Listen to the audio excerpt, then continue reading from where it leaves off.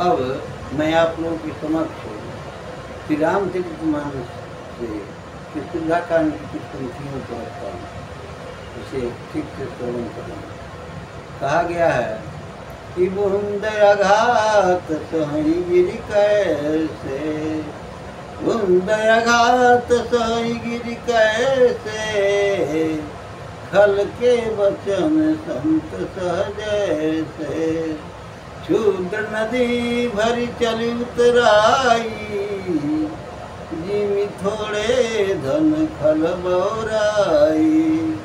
कहा गया है कि बूंद आघात, बरसात के दिनों में जब वर्षा होती है तो वर्षा की बूंद की चोटों को पर्वत पहाड़ कैसे सहन करता है।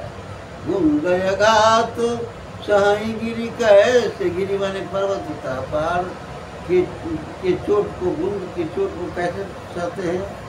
खल के वचन संत सहजैसे, जैसे दुष्टों की बोली को संत लोग सहन कर लेते हैं।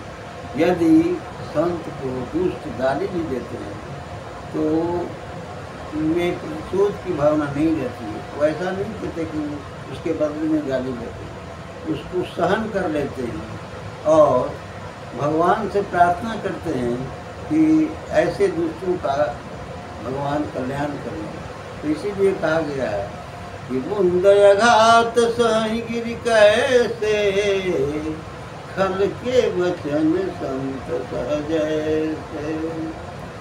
बूंद आघात, बरसात की बूंदों की आघात माने चोट को पर्वत कैसे सहते हैं, वैसे ही सहते हैं जैसे दुष्टों की बोली को। एक तरह से बरसात की बूंद की तरह दुष्टों की बोली वो चोट का काम करता है, तकलीफ होती है उसको सुनने में।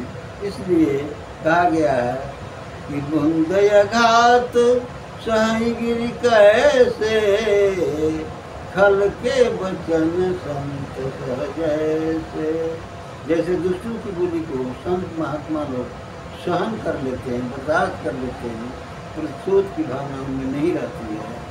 क्षुद्र नदी भरी चली उतराई, जिमि थोड़े धन खल बौराई।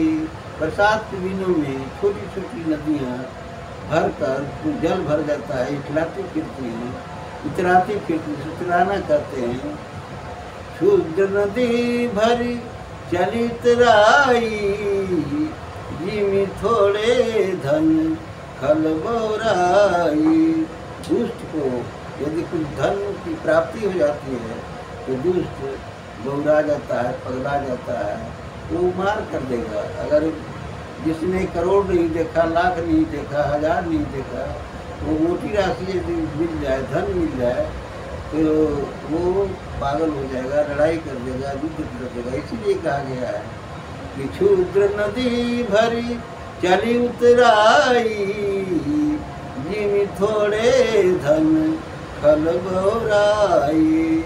छोटी छोटी नदियों में जल भर जाता है और बरसात के दिनों में छोटी छोटी नदियाँ भी इछलाती फिरती हैं, मतलब काफ़ी उसमें जल हो जाता है और दुष्टों की तरह भी खिलाती फिरती हैं।